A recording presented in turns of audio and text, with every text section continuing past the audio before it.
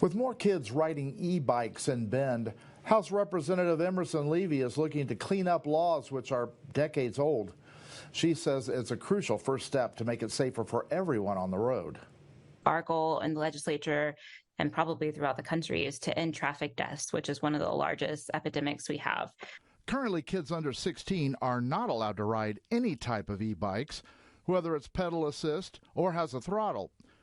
Her legislation would make it legal for kids under 16 to ride a pedal-assisted e-bike, while keeping it illegal to ride an e-bike with a throttle.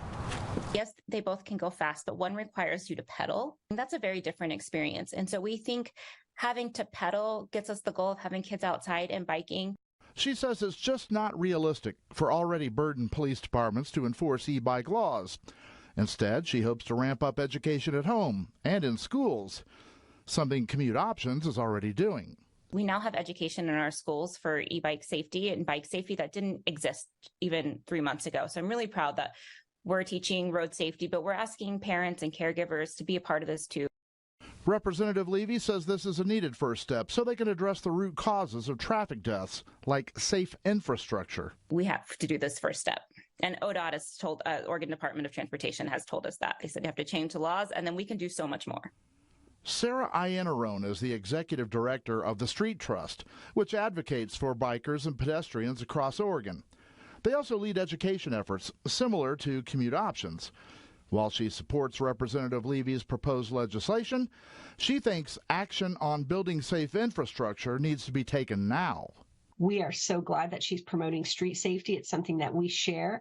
At the end of the day, though, our recommendations to her would be to focus on the real problem, which is the most dangerous types of behavior on the road, which is excessive speeding of motor vehicles. Pedestrian fatalities and road user fatalities are a consequence of speeding motor vehicles. We fought in the last legislative session for $500 million to go towards a Great Streets program in Oregon. By the end of that session, it was watered down to $1 million.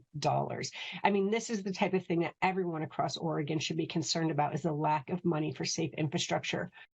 Jim Elliott is on the board of directors for Bend Bikes and also runs a bike bus for his grandson and his friends to Bear Creek Elementary. He thinks this legislation will help get more kids legally on bikes, but agrees the root problem of road safety is safe infrastructure. We've had 1,200 motor vehicle accidents in Bend in the first 9 months of the year.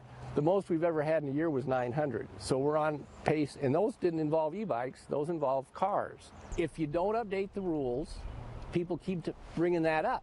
Well, we got these 16-year-olds riding e-bikes. Well, it's now legal, but we're working with the schools. They're taking classes. They're learning how to do things. If you've been to any of the elementary schools and watched the pickup drop-off lines, everybody's driving their kids to school, and one of the main reasons they give is, well, our streets are unsafe. Representative Levy plans to introduce this e-bike bill along with another bill called Alyssa's Law. She says the e-bike law has support from several areas across the state.